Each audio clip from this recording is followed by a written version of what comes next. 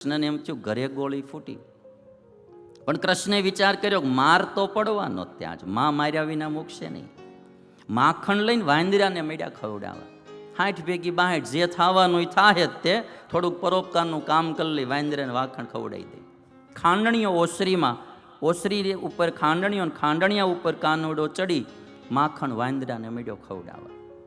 માં યશોદા આવ્યા અને જોયું ત્યાં તો આખા ઘરમાં રેલમ છેલ હતું.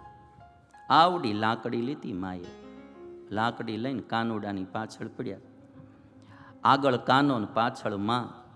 કૃષ્ણને ખબર પડી ગઈ કે માં હવે આવે છે, ભાગે જાય ઓસરીમાંથી ફળિયામાં, ફળિયામાંથી ઓસરીમાં.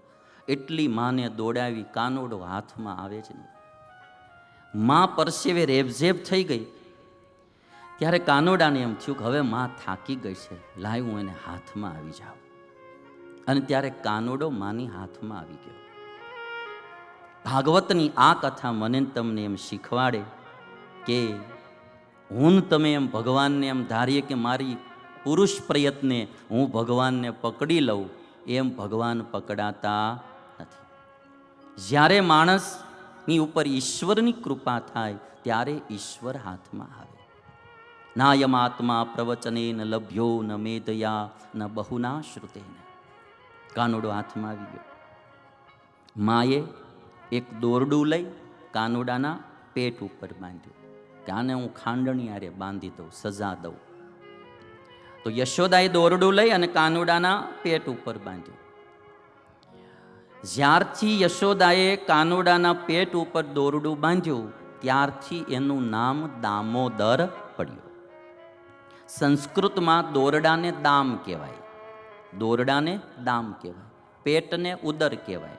તો દામ ઉદરે યસ્ય સહ ઇતિ દામોદરઃ. આવી રીતે સંસ્કૃત શબ્દ બને સમાસ સાથે. દામ ઉદરે યસ્ય સહ ઇતિ દામોદરઃ. દામ એટલે દોરડું, ઉદરે એટલે પેટ ઉપર છે જેને, એને દામોદર કહેવામાં આવે. કૃષ્ણનું નામ છે દામોદર પડ્યું, એ આ લીલાને આધારે એનું નામ દામોદર પડ્યું. હવે દોરડું પેટ ઉપર બાંધી દીધું. પછી માં ખાંડણીયા સાથે બાંધવા જાય તો દોરડું 2 આંગળ ટૂંકું પડ્યું. ભાગવતમાં બહુ સરસ આ વાત લખાણી કે યશોદાનું દોરડું 2 આંગળ ટૂંકું પડ્યું, એટલે એણે બીજું દોરડું લીધું ને સાંધો કર્યો તો વળી પાછું 2 આંગળ ટૂંકું પડ્યું. ત્રીજું દોરડું લીધું, એનો હાંધો કર્યો તોય પાછું 2 આંગળ ટૂંકું પડ્યું. ભાગવતમાં વ્યાસ પ્રભુ લખે કે ઘરમાં જેટલા દોરડા હતા એના હાંધા કર્યા તોય દોરડું 2 આંગળ ટૂંકું પડ્યું.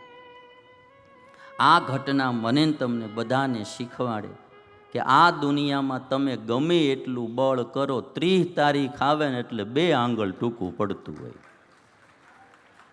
તમે આમ જુઓ ને, આખો મહિનો ગમે એટલું બળ કરો, 30 તારીખ આવે ને 2 આંગળ ટૂંકું પડતું હોય.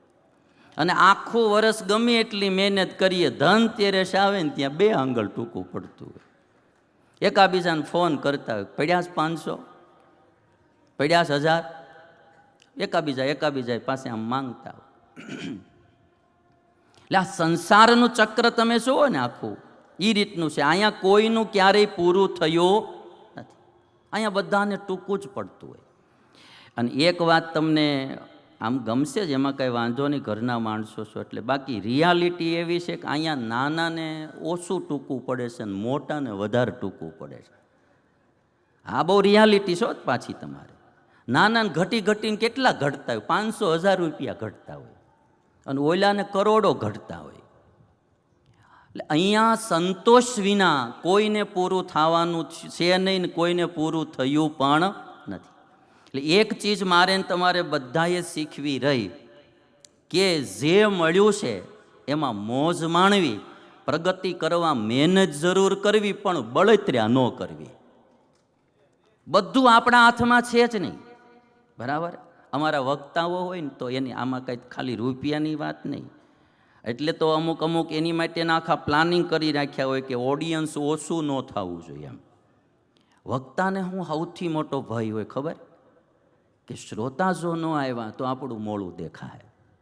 તમારે ગ્રહસ્થોમાં અમુક મોડું દેખાવાના અલગ અલગ પ્રકારો હોય, એમ વક્તાઓને બી આવા પ્રકારો હોય. માણા ન થયું તોય કે આપણી આબરૂ જાય, એટલે માણા કરવા માટે ઘણા ઘણા પ્રકારના પેતરાઓ કરતા હોય.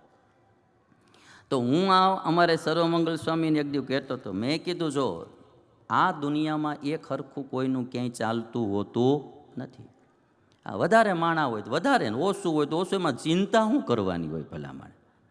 એક બાપુ મંદિરમાં કથા કરતા હતા, રોજ માણસો કથામાં આવે. એક દિવસ મારું કોઈ માણા કથામાં ન આવ્યું.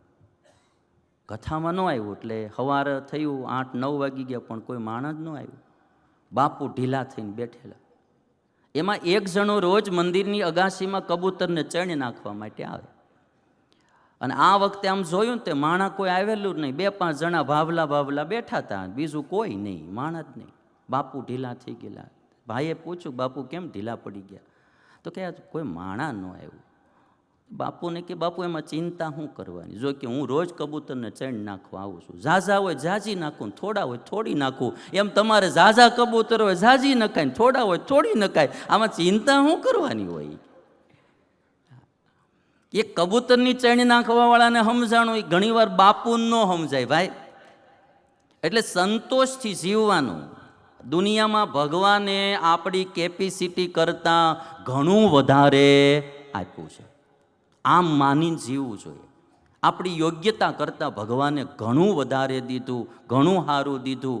આગળ જવાની કોશિશ જરૂર કરજો, પ્રગતિની માટે મહેનત જરૂર કરજો, પણ બળતરા કરવાની જરૂર નહીં.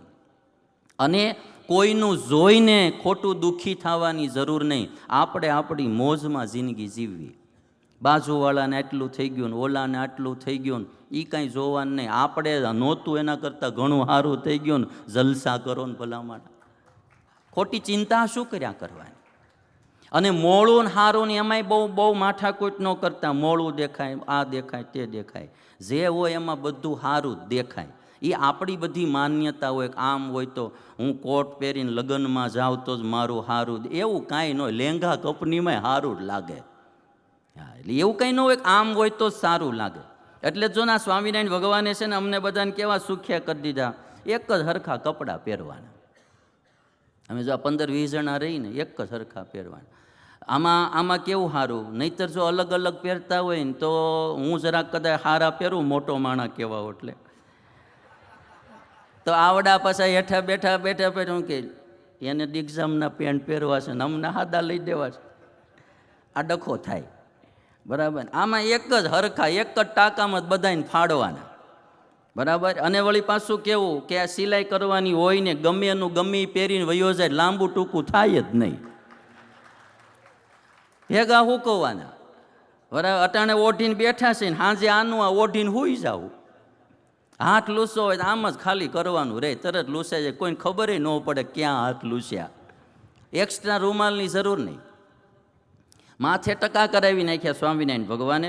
દાંતિયો રાખવો નહીં, તેલની જરૂર નહીં, ખોડો કોઈ દી થાય નહીં, શેમ્પૂની માથાકૂટ નહીં. મને જ ઘણી વાર એમ થાય કે એક વાળનો ત્યાગ કરી દઈ તો કેટલા સુખી થઈ જાય તમે જુઓ ભાઈ.